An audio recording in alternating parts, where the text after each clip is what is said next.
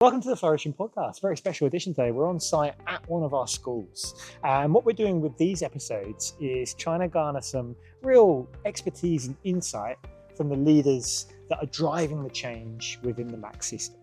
And so today, as you can see, we're at St. Mary of the Cross MacKillop here in North Epping. And today we're here to talk to Claire Pitcher, principal, and Rafael Fernandez, who, I don't want to get this wrong, is teaching and learning and digital technologies leader at the school. And we're going to talk about pedagogy, we're going to talk about system support, we're going to talk about change management, and hopefully it's something that we can all garner from this episode today. So join me and welcome to the school.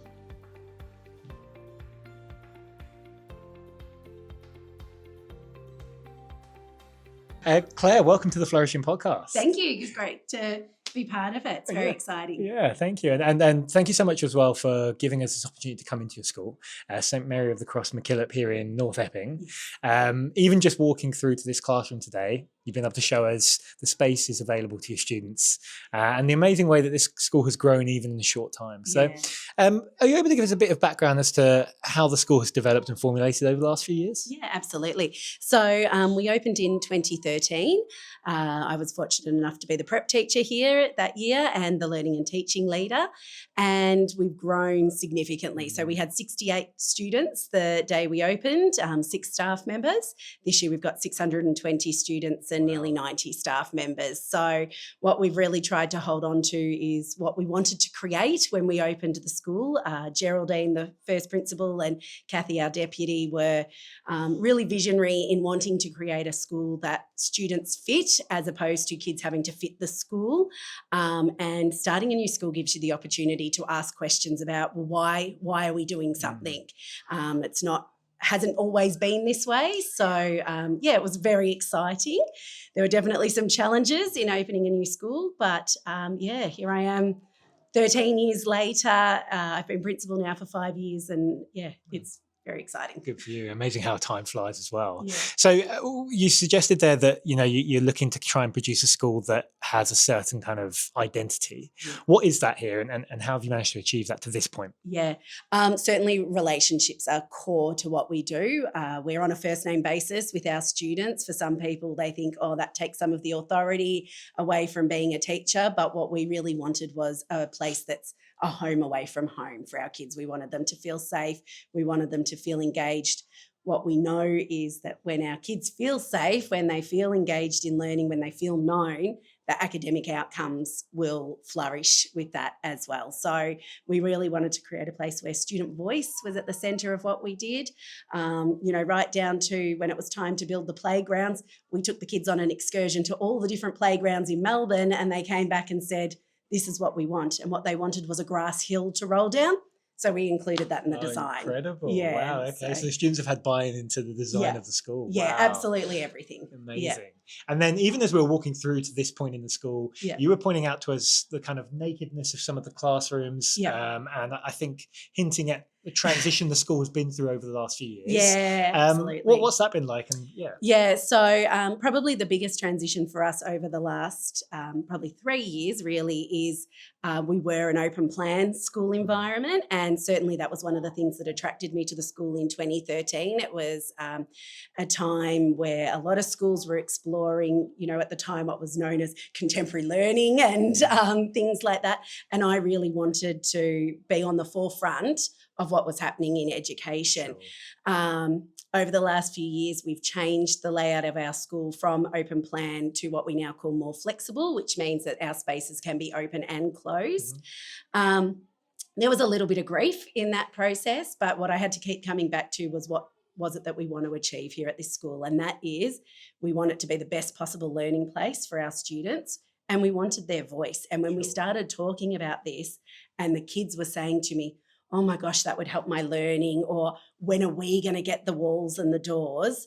I had to put my own beliefs or prejudices aside and say, okay. Yeah. And that also had to happen with the curriculum. Sure. Yeah. And I think that puts you in a bit of a unique position in the sense that the school's been through this transition as a movement towards science of learning, cognitive load theory, explicit instruction. But I hear you were one of the individuals that needed some convincing. And that's a very kind of real story, and it's very, very prevalent across the state and across the world. Yeah. So what was that like for you, having to be one of those that needed convincing? Well, as I said, I really had to come back to what do I believe in as an educator, and what do I see as being my moral imperative here as the principal. So certainly when we opened the school, we were a huge driver for inquiry-based learning, play-based learning, and I have a background, part of my master's is in early literacy intervention. So to be told that perhaps what I had been doing, and no one was necessarily saying it was wrong, but there was a feeling of it was wrong. And there's a certain podcast that I know a lot of teachers have listened to, and I was furious. It was like it was saying everything we'd been doing was so wrong, and I had to think, and I knew I hadn't been causing harm to the children in my care and, as a prep teacher. But in 2023, we reached our 10-year anniversary as a school, and we set up our theme as being learning from the past to shape the future. And, we were coming out of COVID and things had changed, and what we had to come down to is, what is the data telling us? Mm-hmm. And the data was telling us our students weren't making the academic progress we wanted them to. And, you can't keep doing what you've always done and expect to get a different result. So it was the right timing with the release then of Vision for Instruction in 2024.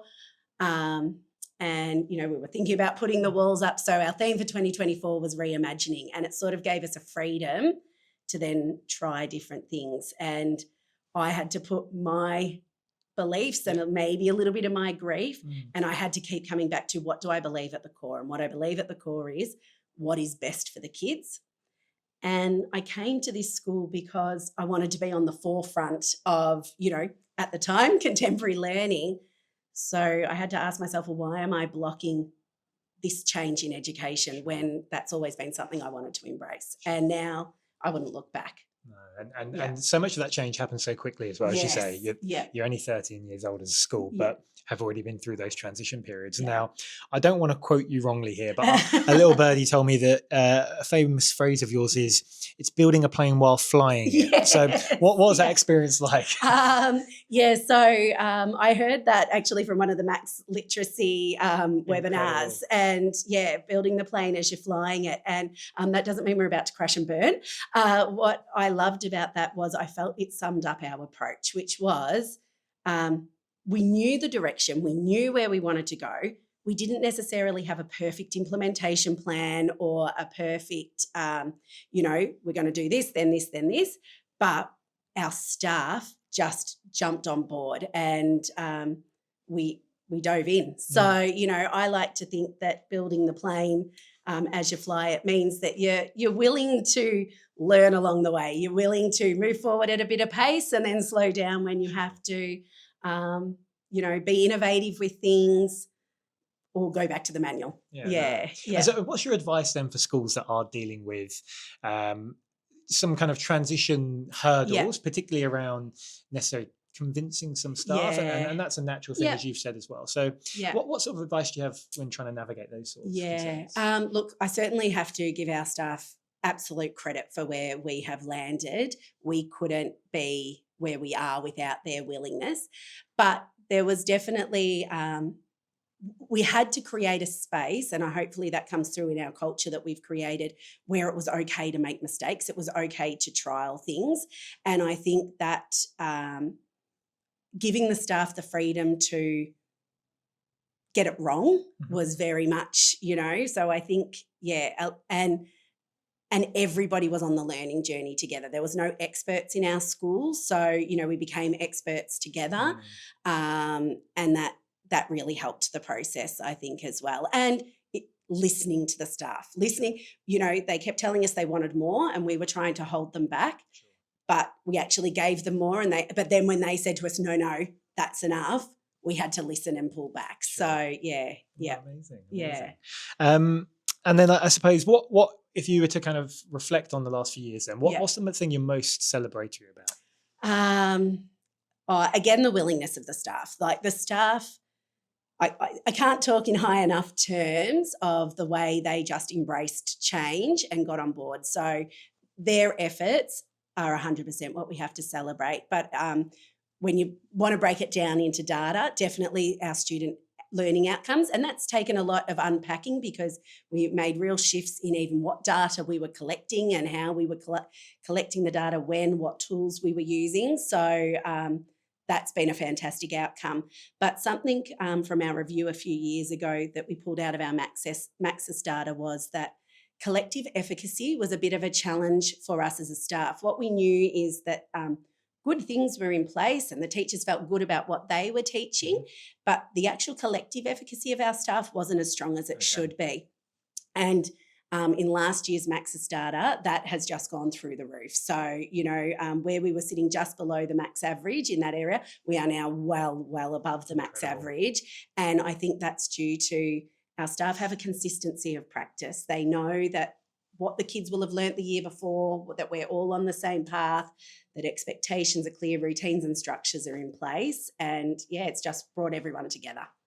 Yeah. And then one thing we like to do, Claire, on this podcast is we like to think about those things that are inspiring us most at the moment.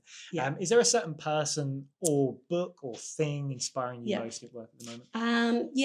A couple of weeks ago I attended the VAC PSP conference, I think that's right, and I got to hear Gilbert Ntoka speak. He's the mindset coach for the All Blacks in New Zealand. And he was just so inspiring with what he was talking about team, about culture, but also about high pressure situations. And I think often in schools we talk about, there's a lot of pressure. There's the teachers are under a lot of pressure, staff are under a lot of pressure, schools are under a lot of pressure.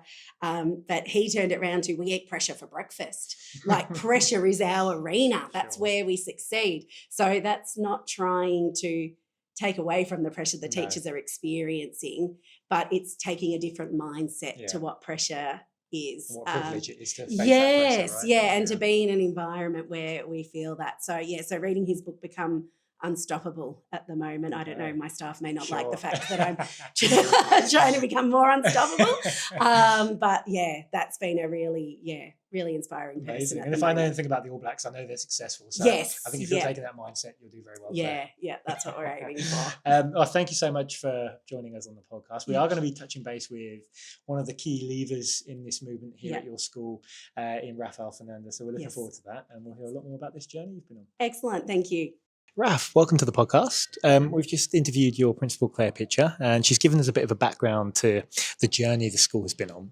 And you've been a key player in that movement through science of learning.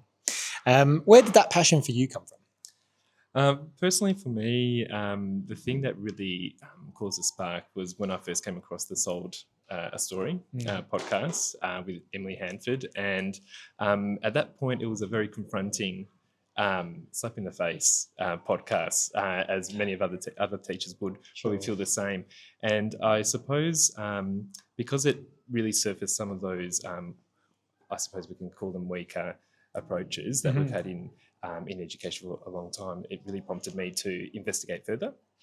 So I booked myself enrolled, I should say, into a course at uni to try and find out a bit more about what is this cognitive science and how is it going to change teaching really forever from here on in. Yeah. And what have you found out since kind of this journey that you've been on and your experience of cognitive load theory and explicit instruction practices? What impacts it had for you?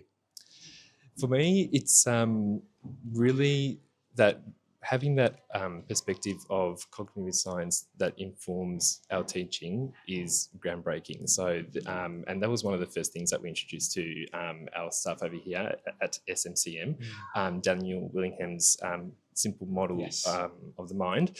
And it really, that was basically our platform to unpack all the other things that we unpacked as well, like the forgetting curve and explicit instruction. And it really started to make a lot of sense. Sure. So yeah. Yeah, that makes so much sense, and it's a starting point for. We recommend that Max for many of our schools, and it then gives you the leverage point to start looking at the practices that are going to be mindful of that as much as possible, right? And so, yeah, it's one thing being the purveyor of that and leading the charge, but what's it like then trying to convince others in the school to join you on that journey? Yeah, so I think with the science of learning is such a new concept, I would say, for any school setting. So it was a great opportunity. It wasn't all about, what's the next thing that we need to get our teachers doing. It was something that leadership had to be on board with. We got our LSOs involved as well. So we had closure days. We really the first 12 months of 2024 was building staff knowledge. And that was absolutely critical in terms of making everybody feel like they were on board, because this is something new for all of us. So, and so it's been a great. So I suppose timing wise then, the school's it's quite a young school, 13 years old. And even in that young time, there has been significant change across education. So in 2024, the Vision for Instruction came out. What role did that play in helping you to leverage the work you'd started? I think unique to our school, because we got the ball rolling a little bit before the vision came out, it was very reaffirming with the work that we were doing. And oftentimes schools face new changes, but never from a bigger voice. So having some experts on the floor, we had a partnership with La Trobe University and Aero, who supported us as well, but having the Max system support us and aligning with all the changes that we were making really felt like we were approaching this in a united front. So it gave confidence not just for the teachers, but also the people involved in implementing those changes. Okay, Rafael, we've already talked about the importance of building knowledge. That's really the foundation to any meaningful change occurring. So what did you build that knowledge around? What was the problem that you were trying to solve here? I guess the crux of the problem is that when introducing any kind of change, we had to keep in mind the experiences that we have on staff and what they've gone through with through their studying, through their experience in the classroom. And we definitely wanted to take the approach of complete respect and not confrontational. And that's critical with any kind of change, because we don't want to lose that buy-in from the very beginning. So we made sure that all of our conversations were grounded in evidence rather than opinion. So that was one of the first things that we did to try and manage, not manage the problem. It wasn't really a major problem, but more of a preventative measure. Your principal, Claire, has already spoken about how proud she is of the turnaround in Max's survey data and staff efficacy here. And so was there a pinch point or a data point that was used as impetus for the change that you were leading? Yeah, that's a great question. It's interesting because the data didn't really come through straight away. And we were very honest with staff about that, because with any kind of change as well, we had from 3 to 6 maths and 3 to 6 staff in maths and English. We introduced daily reviews, and we said to staff, you are now investing a lot of time in going through the motions of what is a daily review. We had little problems popping up saying, these daily reviews are taking half an hour. We said, we expect those things. But when that fluency came through, we were able to see a slow change in that data. So in the middle of the year, our data went backwards. And again, that is something that we said we anticipated. However, by the end of the year, our Dibbles data just shot through the roof. And that was really reaffirming. It was a long time to wait, but like Claire pointed out with our Maxis data, actually about late last year, actually 2 years into the journey, we displayed the Maxis data, the Dibbles data, the Acadians data around the room, and we let staff go around and explore it and come to their own conclusions. And when they saw, because we often look at data, maybe a pre and post test, like a medium cycle piece of data, but when they started to see what the growth over the last 2 years, the feeling in the room was palpable. Like everybody was very positive and optimistic about not only about the changes that we made, but that we are heading in the right direction. Sure. So that was very, very reaffirming. And can I ask, how come you were so sure there was going to be a regression in the data? So what advice would you have to schools that are maybe experiencing that and feeling that? Yeah, so our teachers have had to completely turn their teaching upside down and take on new practices that they haven't done before. So during that process, we sent them out to a lot of Teach Well courses. We did a lot of in-house professional learning, our connections with La Trobe as well. So naturally, the focus wasn't so much on how can we change or turn this data around. It was how can I do this with fidelity?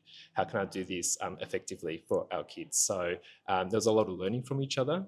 So we did take a few snaps of some videos as well, so we can, I guess, document how we're going and analyse it together as a staff. So that really helped to make the data a lot better down the track. Amazing. Yeah.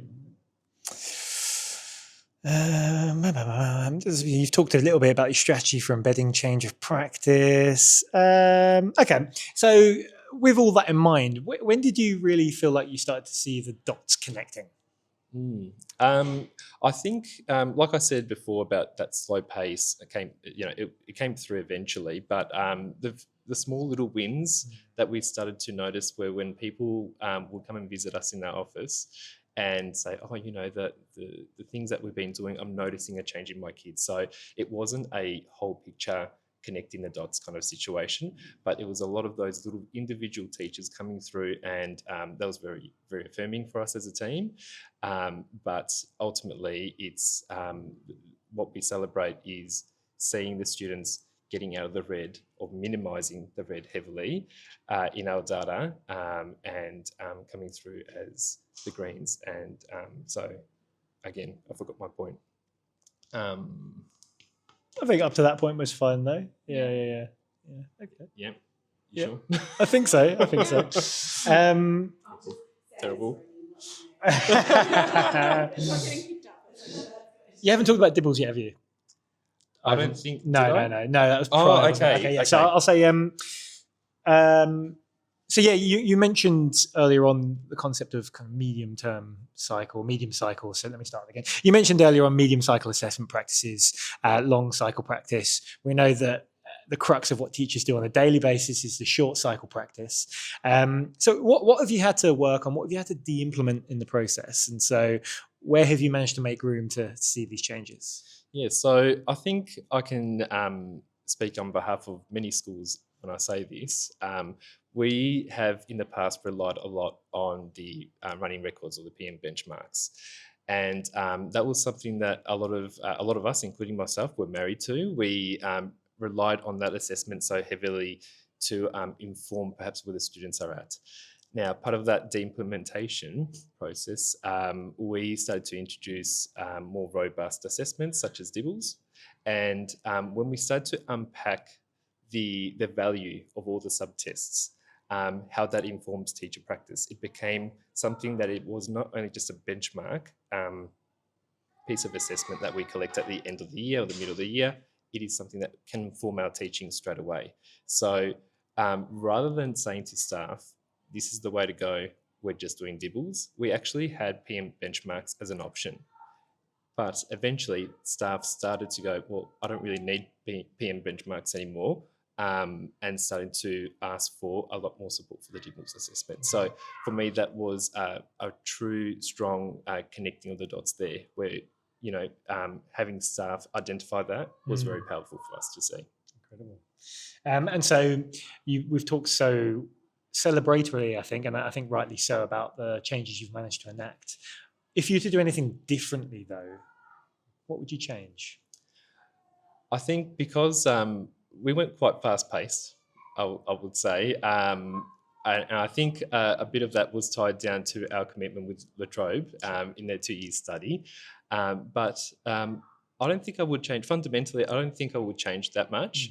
If anything, I would have, from the perspective of sustainability, I would probably be documenting some non-negotiables a little bit earlier on. But because we were just going such a fast pace, sustainability was not something that we were thinking about, Sure. but we're thinking about it now. Okay. So when you have staff changeover, when you need refreshes after the summer holidays, sometimes the kids, regress a little bit over the holidays. We need some fresh reminders. So how do we revisit those concepts effectively? How do we introduce new ideas to stuff? So probably trying to think, I'll be more mindful about sustainability of practices. Incredible. And I suppose last question then is, you've talked there about how you might build on this and you might continue to see growth in what you're doing. What do the next few years look like then for this school? I think so. At the moment, we're really moving away from introducing something new to really refining our practice. And I think some of the initiatives from Max have been fantastic. So one that I can reference from a recent network meeting was with Bronwyn Riri Jones and her OTRs. So we've done a lot of work on engagement norms. You can walk into any classroom, the kids are using their whiteboards. All other different types of tactics are used by teachers, but her OTRs and how that then elevates our checking for understanding is just that extra bit of refinement. So I think for the next few years, having that support from Max with this ongoing professional learning, which has been absolutely fantastic, has been key to get us to the next level each time. So amazing. That's what I envisage. Yeah, incredible. And I think you make the point there that it's impossible to change pedagogy per se if those routines and norms aren't there. And the OTRs serve as a bit of a bridge really between, maintaining routine, but also checks for understanding, as you said there. So yeah, it's really, really gratifying to hear, and it speaks to the brilliant work that you're doing here at the school. So well done to you guys. It's truly is. Everyone's really, like Claire has said before, that staff's willingness to participate, to be lifelong learners has been critical component to any kind of change. So I'm really grateful for everyone's efforts. Oh, fantastic. And thank you so much for joining us again, Rafa, here at St. Mary of the Cross MacKillop. Naturally, there might well be questions that some of our leaders and schools have, and that you can write into us at podcast@max.vic.edu.au, and we'll be more than happy to segue any questions and help support the work of both your school and what this school is doing here as well. So thank you so much again. Pleasure. Claire? Rafa, thank you so much for allowing us to come and see the school, to be a part of it, to witness it, and to hear your story as well. Yeah. You're still making progress. I know that. I'm very aware. This isn't the finished product, but you're feeling gratified in the steps that you're taking. Yeah. And I know you're very thankful to the staff that you have as well. So I just want to make that clear that you're very aware that you have a great staff and they've really onboarded what you try to do. So congratulations on that front. As I mentioned earlier on, we do have our email address, podcast@max.vic.edu.au. And so if you do have any questions, if you want to know more, if you want to connect with Claire or Rafa, then please write in and we're happy to be the segue for that. Otherwise, leave us a like, leave us a comment, let us know what you think. And until next time, keep flourishing.